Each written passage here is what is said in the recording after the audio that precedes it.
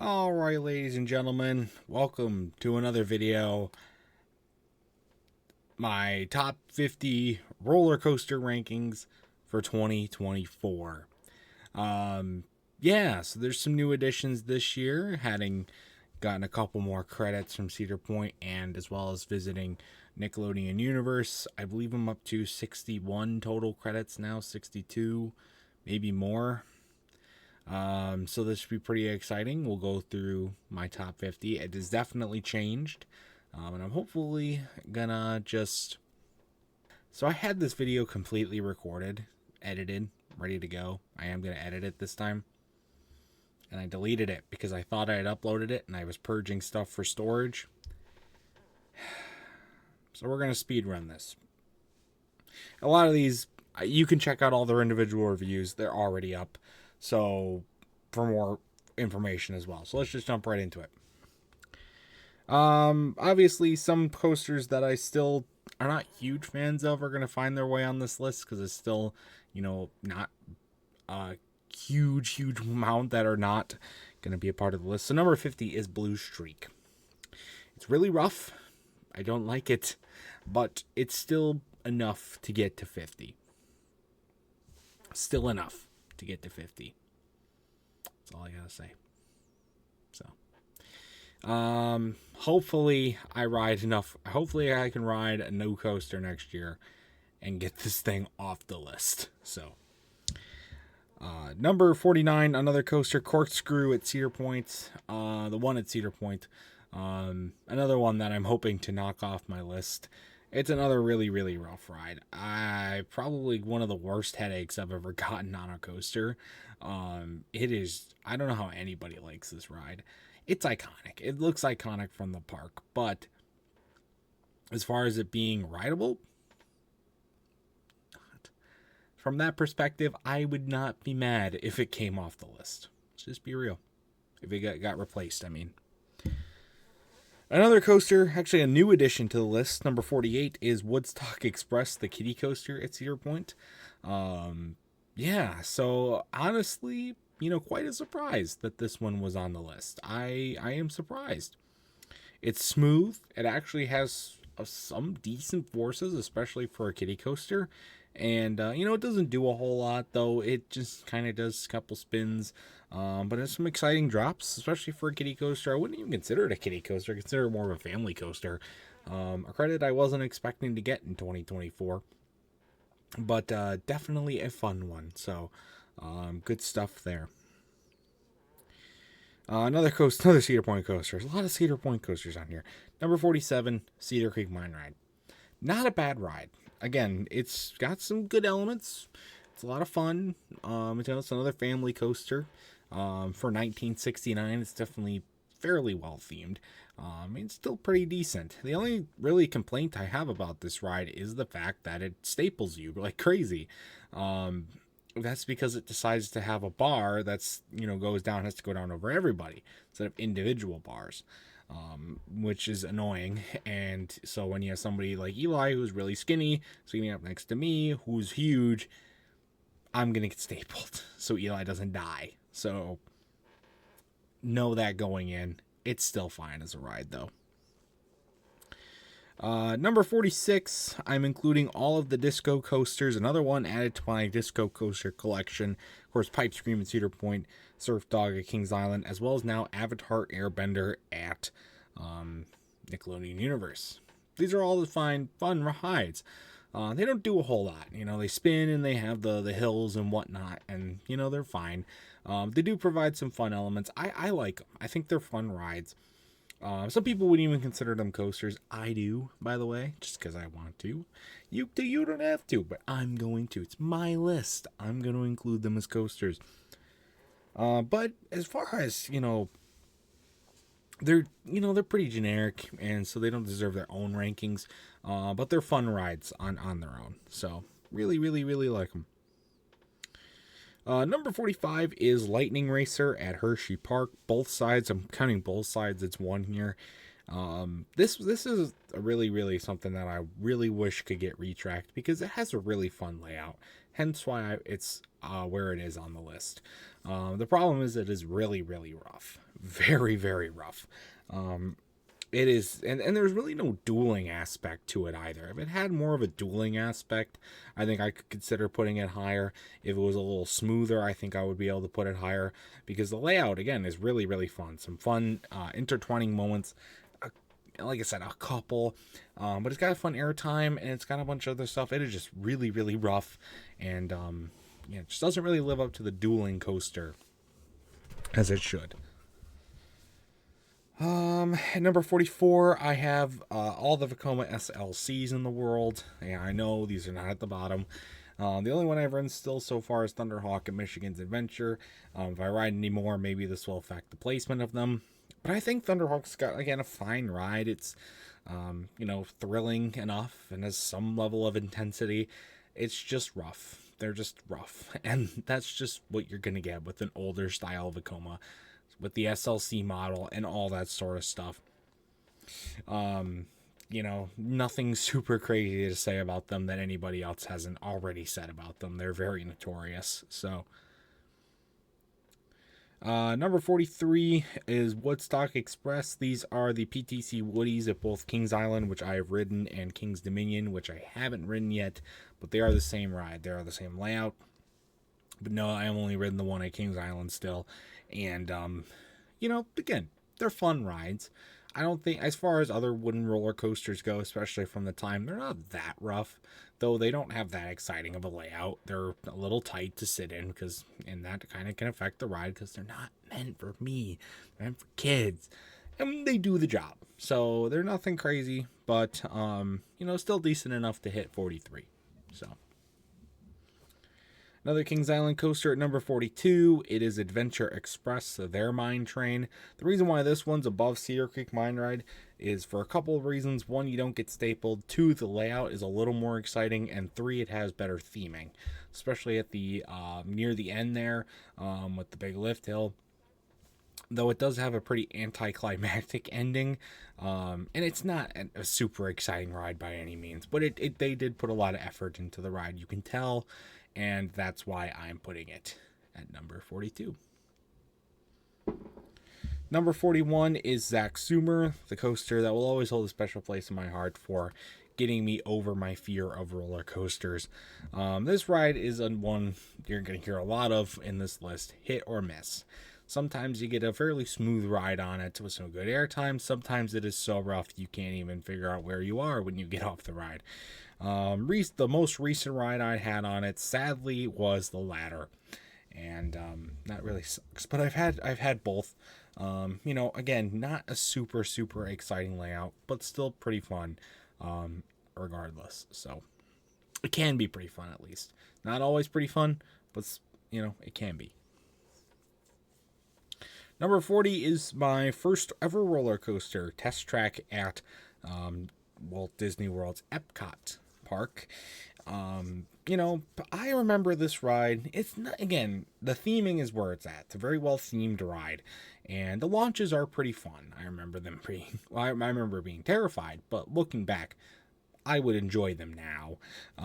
They're pretty good. But other than that, it doesn't have any inversions. It doesn't really do anything crazy because it's supposed to be like a car, so it just has lots of bank turns and hills and whatnot. So not that exciting of a layout.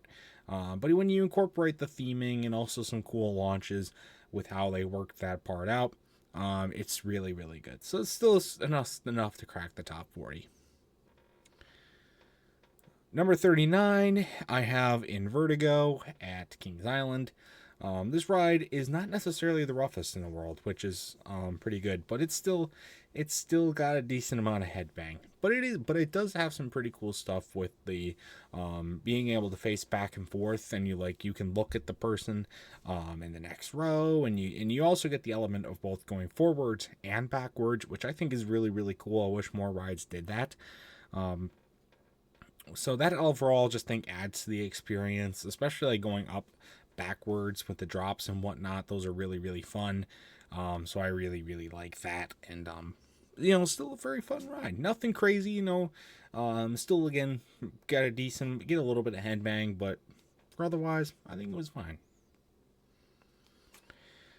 Number 38 is Rougarou at Cedar Point. This is a ride that continuously is starting to drop more and more in my rankings. Mostly because I just never really see this as a smooth ride. Sometimes, I've gotten relatively smooth rides on it, but mostly a lot of headbang. And I think that's just because, of the conversion from it to a stand-up to a floorless coaster really just did not do very good wonders for it. And it makes it quite unbearable. The layout is pretty fun when you look past that, but it is really hard to look past that. And I want this coaster to get moved to a different park because, one, it would open up a good plot of land for Cedar Point to put in a better coaster, and two, I think it would get better ridership and more love at a different park, because it is a big coaster. It's just undershadowed by a lot of other great coasters at Cedar Point. Number 37, going back to Hershey Park with Super Duper Looper. One that caught me off guard. The beginning of this ride, from like the first drop with the first the only inversion, it's really intense and a lot of fun. And other than that, it also hasn't, the rest of it's pretty graceful and doesn't do a whole lot. But I do like how it interworks with the terrain and the other coasters in the park, especially Great Bear. And I think that just overall adds to a very fun ride experience. I was genuinely surprised with this ride. So definitely is worthy of having a spot on this list for me. Definitely really like Super Duper Looper. Also, number 36 is Trailblazer, another mine train coaster. This one is also from Hershey Park. Again, like Adventure Express and Cedar Creek Mine Ride, doesn't do a whole lot. But I think it has by far the most expansive layout of the three, hence why I put it at this part of the list. There's some really cool low-to-the-ground elements here, and it does, again, take advantage of the terrain. And it is overall still a pretty fun ride experience. I really, really liked riding this Trailblazer. So I think it was a lot of fun. Again, nothing else crazy to say. It is just a mine train, and there's been some rumors of it closing. I don't think it's deserving to close, but if you know any more about that, let me know in the comments. Number 35 is Iron Dragon. One where you might get a headbang, you might not. My last couple rides, I haven't really gotten a lot of headbang. But it is a nice scenic ride. You go through a lot of the woods, it's not very fast, but you do pick up some intensity near the end. You go over the water with the swinging element of the arrows and stuff like that. This is one of 2 arrow suspended coasters that I have ridden, and it is definitely a lot of fun. There's been a lot of rumors about it closing. I don't want it to close. I don't want it to go. Why would I want it to close? I don't want it to close. Iron Dragon, still good fun and a solid spot on this list.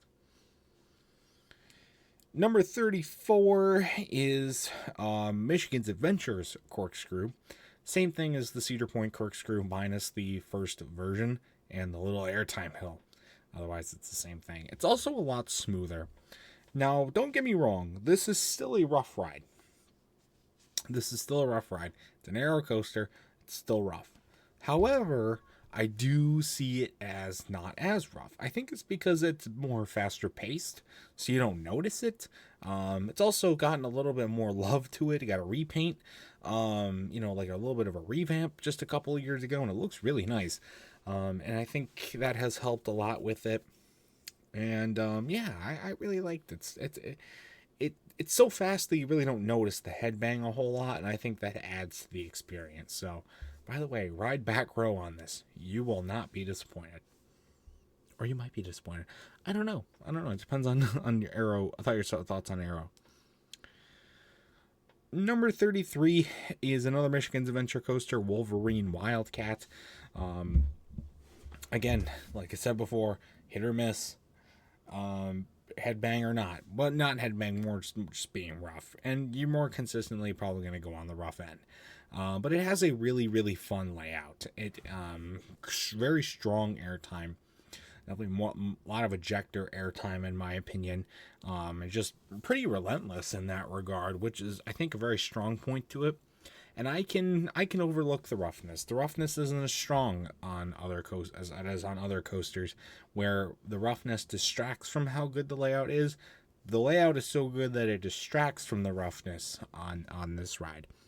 And it did just get a retracking, so I haven't ridden it in a hot minute, so I'm hoping that it can add to that experience and make it even better than it is and shoot up the rankings. Number 32, another old wooden coaster. It's Comet at Hershey Park. Relatively smooth experience. Again, I was genuinely surprised. It wasn't really that rough. It doesn't provide a whole lot of strong airtime, but it does, again, like a lot of the coasters at Hershey Park, intertwine with the other coasters like Skyrush, Great Bear, and all that. Intertwines with them well and really works well with the terrain. And also just has that classic feel to it. Not super rough, and which makes it just a fun, wholesome ride to go back to. It's not super intense, doesn't really do anything crazy. It just gives you a little bit of a laugh and a little bit of a smile and gets you some airtime too while you're at it. So definitely liked Comet. At number 31, I have the Fairly Odd Coaster. Another new addition to the list. And probably other Gerstlauer spinning coasters are probably going to join this one on the same ranking. Just haven't ridden any of them at this point. But for the Fairly Odd Coaster, again, nothing crazy. It's been duplicated many, many times. But the spins are a lot of fun. Kind of just that unpredictableness element to the ride. Something that I really, really like with coasters of this type. And that's why I like the ride. It's also got some pretty fast-paced, but also a decently long ride. The restraint system is a little constraining. That's why it's still not necessarily as high as it possibly could have been on the list, but still, I think number 31 is a good placement for it. At number 30, I have the legendary Beast, Kings Island. Another great ride. Like a lot of people say, it doesn't do a whole lot. There's not a lot of strong airtime hills. It kind of just, works with the woods. You kind of just start cruising through the woods. And it's, you get a long ride experience with this ride too. A night ride is an absolute must on this ride. It is awesome. I am very, very overjoyed to have had a Beast night ride. So that is why I love it. I can respect how good this ride is, but I cannot put it any higher than 30, at least right now. Because if you take away its classicness and its, cult following, it's just alright. It's just alright. It's good. It's not super rough. It's just alright, though. Just alright. Number 29, I have all the wild mouses, mice. Michigan's Adventure, Hershey Park, and all the other ones out there that look just like this one. Or these two. They're fun rides, I have to say. Again, the switchbacks and the really aggressive drops, they're a lot of fun. I mean, there are a lot of them out there, and they're cloned, and they're not anything super special with that regard. But as a ride themselves go, I like it, and I definitely would recommend, if you're at a park with one of them, I definitely think hit something up more original. And if you have time, come back to this one. But who can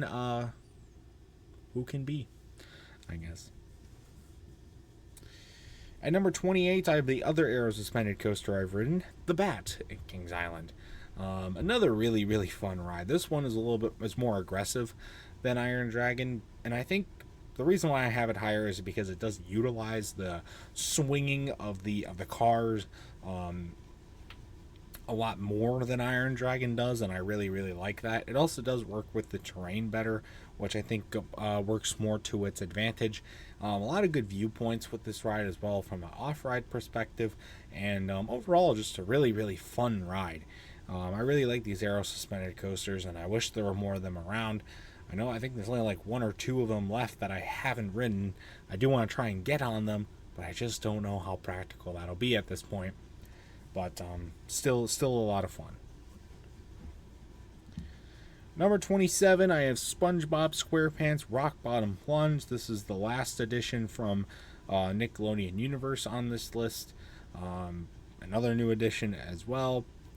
And it's my first Gerstlauer Eurofighter, and I was really hoping to be able to put this ride higher, I will say. The problem is, it is quite rough, but it still is a really fun layout, really fun drop. I was not expecting the drop to be as crazy as it was, and the inversions are a lot of fun, especially that really slow one that you go through midway through the ride.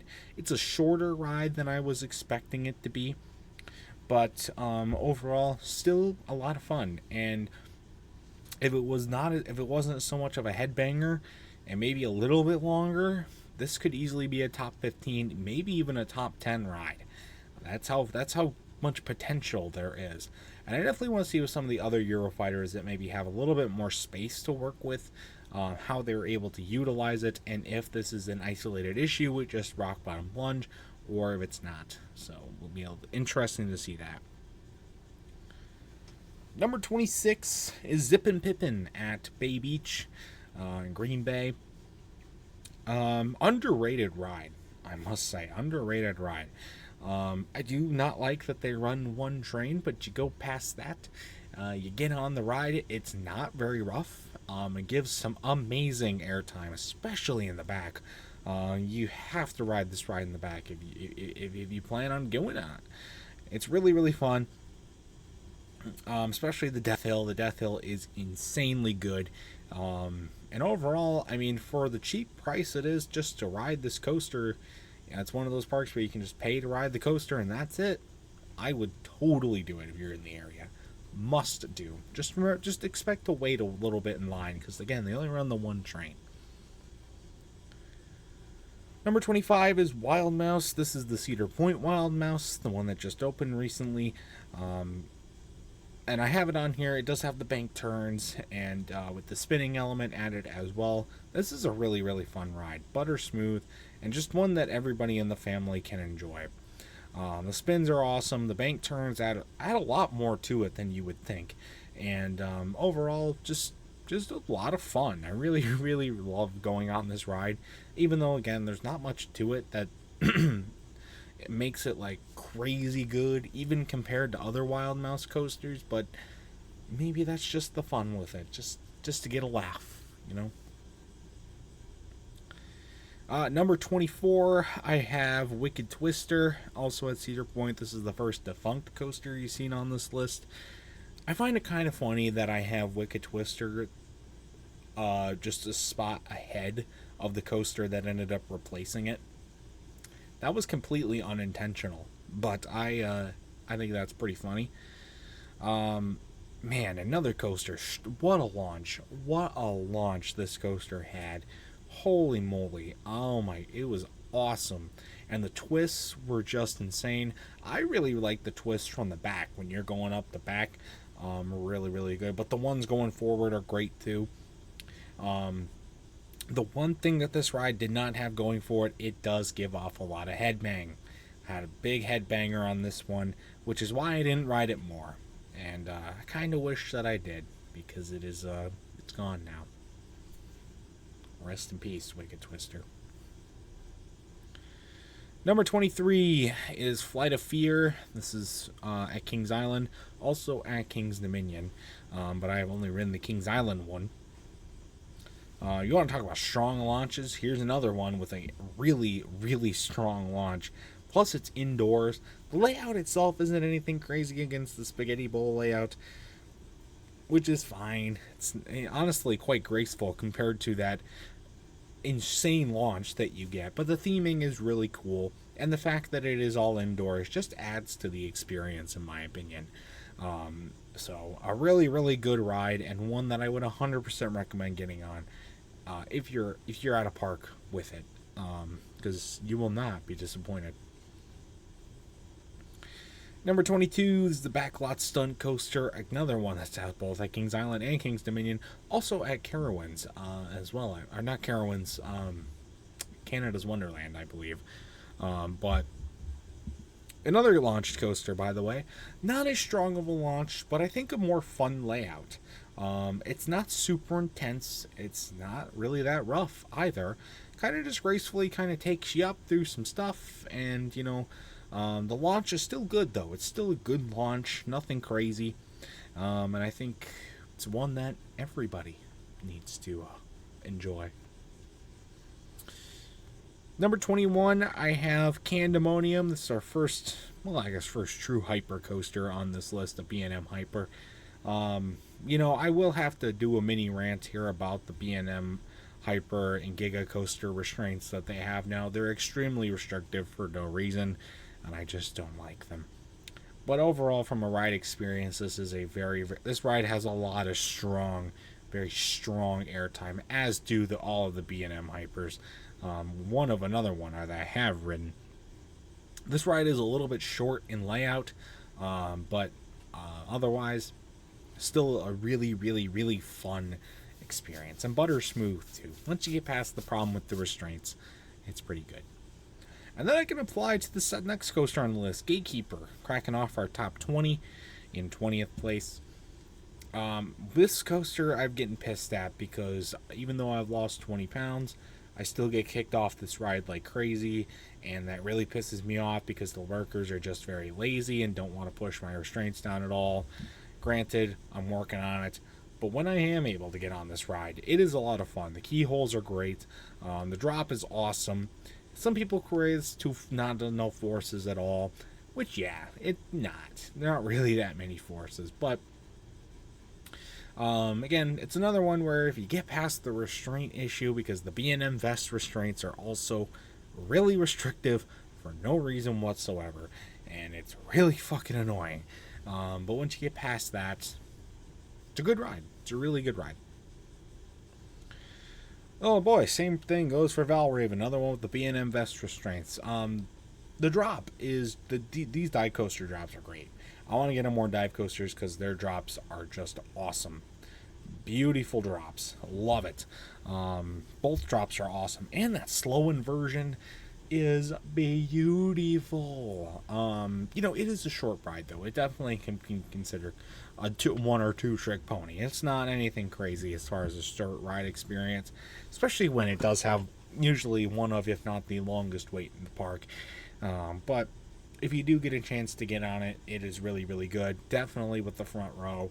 Gotta get the front row. Number 18 is Mystic Timbers. We're back at Kings Island here. Really, this is a ride that, stays low to the ground for the most part. But it's really, really good with its nice ejector airtime. And also kind of getting out into the woods a little bit and kind of taking you through there.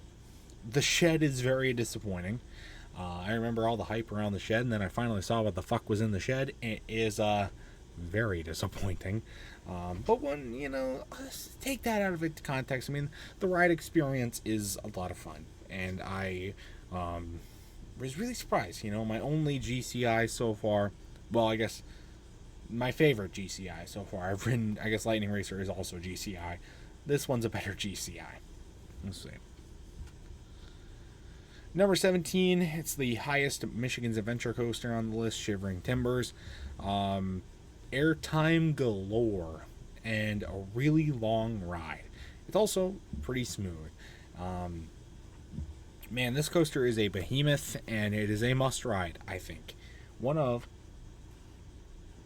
my favorite wooden roller coasters out there. And actually, looking at my list, it's my highest ranked wooden roller coaster. So there you go. But yeah, this is a great ride. Great airtime, great everything. I mean, everybody that's ridden this ride loves it. And why wouldn't they? And number 16 is Orion, the Kings Island B&M Giga. The only reason I have this lower than the other Giga coaster that I've ridden at this point is because I feel like it's not a lot different than the B&M Hypers.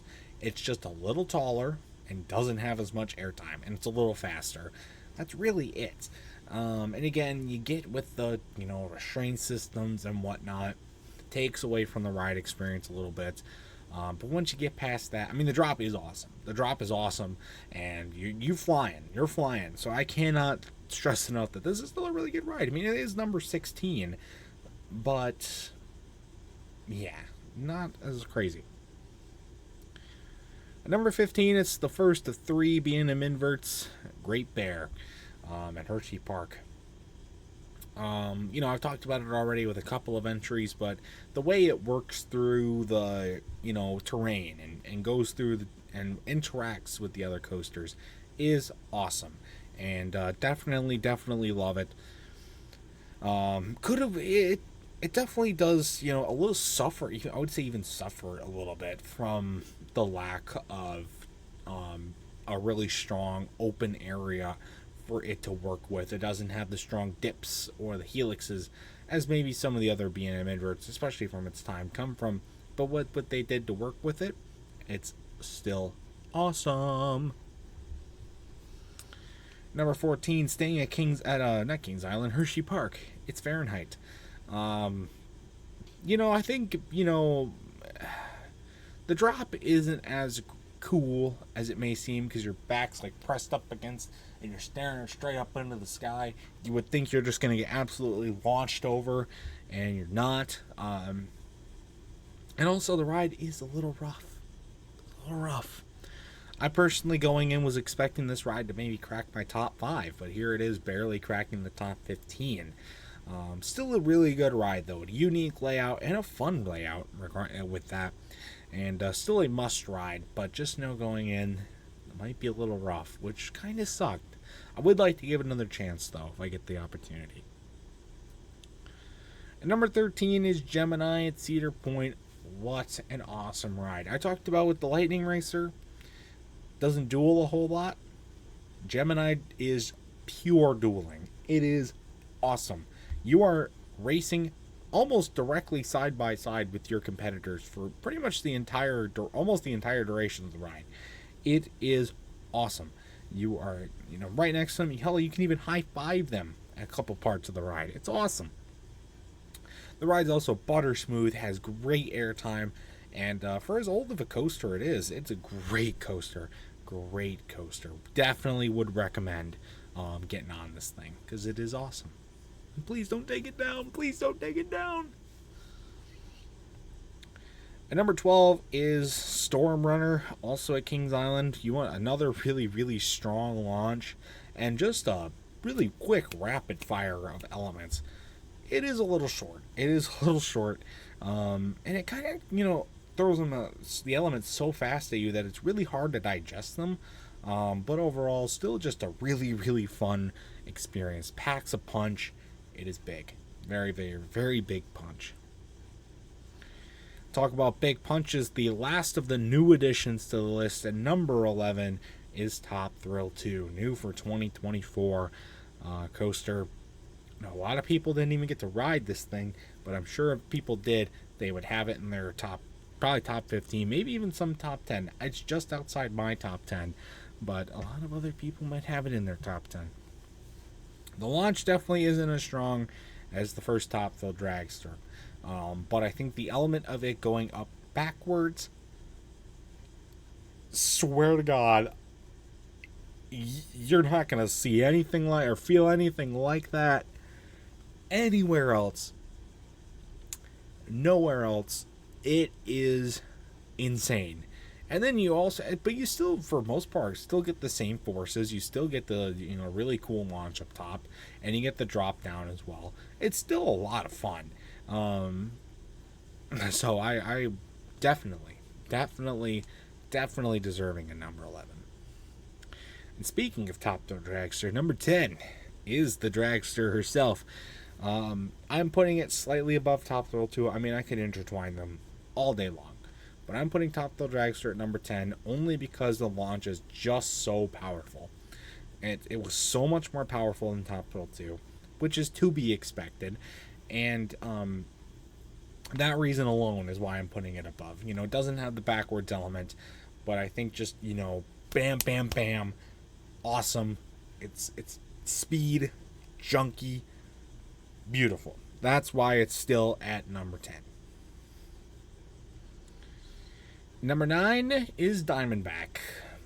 Like we said, Candemonium. It's Candemonium, but a little bit better, in my opinion. Well, I guess a lot better, because it's 12 spots higher. But I also thought it was smoother, a little bit smoother. Didn't have as much problems with the restraints, and also the splashdown element is really, really cool with this one. I think it was also a little longer, felt a little longer at least, which opens up a lot more strong airtime. So Time It Back was a really, really solid ride. I need to get on more B&M Hypers because they are a lot of fun. If only the restraints weren't so stupid. Speaking of hypers, number 8, Magnum XL 200. You know, a lot of people, this is another ride where if you can get a really rough one or a really strong one.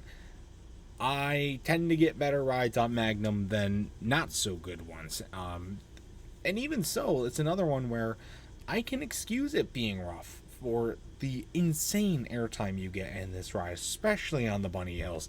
They are just absolutely relentless. I can't get enough of Magnum's airtime.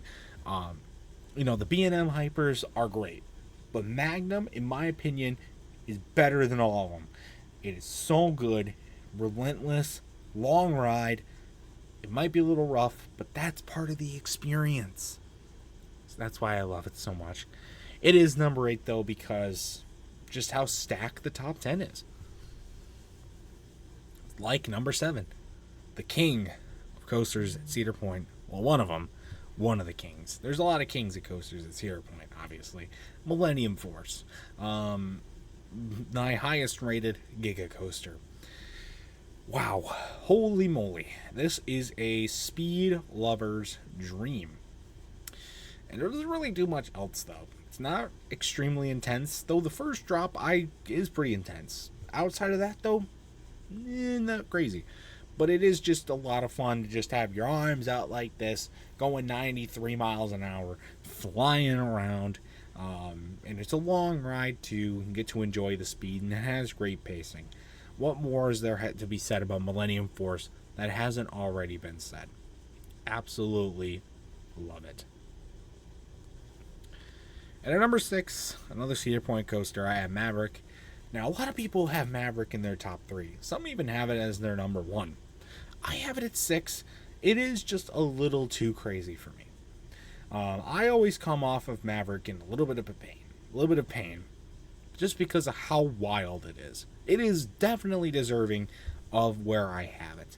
The drop is insane, especially from the back row, and the wicked elements are awesome. The launch is great. It's a killer coaster, and it's just sometimes a little too much for me, but 100% still deserving of number 6. And I really do hope that I can put it higher. Maybe I will, maybe I won't. I don't know, but I think 6 is a good spot for it. At number 5, I have Banshee, the highest ranked Kings Island coaster. Another B&M invert. I love B&M inverts, if you guys couldn't tell. And Banshee is a really, really long ride. It's the longest one in the world, so obviously it's going to be a long ride. Some more graceful elements than what you would expect from a B&M invert, but I think they work it in really, really well with some cool theming and some really cool elements, especially the slower inversions are really, really cool. The large ones, large inversions, still is a pretty smooth ride, and overall a lot of fun. So that's why Banshee's number 5. And that leads into my highest ranked invert. Shouldn't be too much of a surprise. It's my computer wallpaper now, by the way. Raptor. When you think of B&M inverts, you should think of Raptor.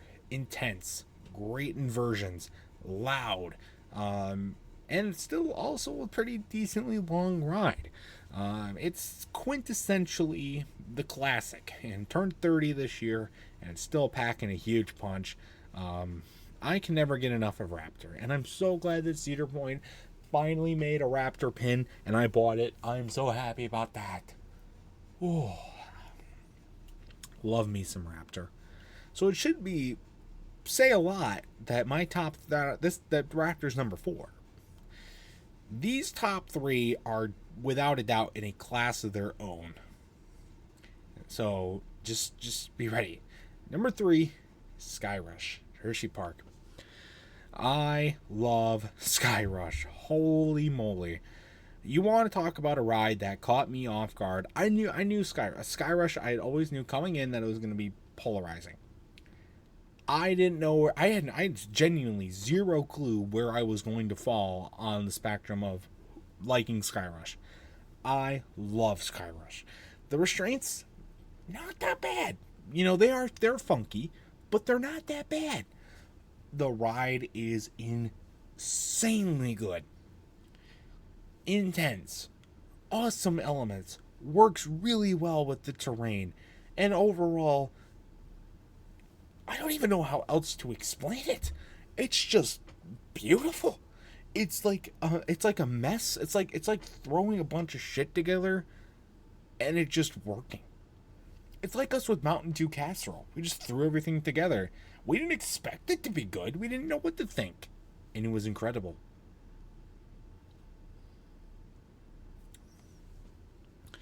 But it is not even the highest ranked coaster in its park, because they just got an RMC, and that's falling in my number 2 spot, Wildcats Revenge. It's really, I really did want to try and put Skyrush above Wildcats Revenge. I just couldn't do it. Wildcats Revenge is almost quintessentially the perfect coaster. I would say almost, because it is my number 2, and you get ready to see what my number 1 is in a second, but butter smooth, great elements all throughout, great inversions, great airtime, just overall a really, really relentless experience. It is what you would expect from RMC. They never really failed to disappoint, and with this ride, they 100% lived up to the hype. So Wildcats Revenge is definitely quintessentially the number 1 coaster at Hershey Park. But now, my number 1 coaster of this list. It has to be Steel Vengeance. Of course it is Steel Vengeance. What more you take everything that I said about Wildcats Revenge, multiply it by 5, you got Steel Vengeance. Relentless airtime, amazing inversions, long ride experience, still really smooth. Tight elements, with the near miss stuff with the inner boards of the bride. It's everybody's number 1, or at least it should be everybody's number 1. I know nobody really wants to hear it at number 1 anymore, and I can understand why. I cannot deny I love Steel Vengeance, and it has to be my number 1. You can fight me all you want in the comments, but if you haven't ridden it, go ride it. Then you can fight with me in the comments. Well, guys, that is indeed my top 50 roller coasters 2024. I know that I'll at least be able to get out and ride one new coaster in 2025. I'm hoping to be able to ride more, but I don't know exactly what my plans will be, so we'll just have to see. But until then, what do you guys think of my rankings? How many of these coasters have you ridden? How many do you want to ride? What do you think of my rankings? What do your rankings look like? I'd love to know your thoughts about it in the comment section down below. But anyways, guys, that's going to do it for this video. Stay tuned for other much more amazing content as we creep closer to the end of 2024. Got more stuff coming for you. So until next time, see you guys later. Goodbye.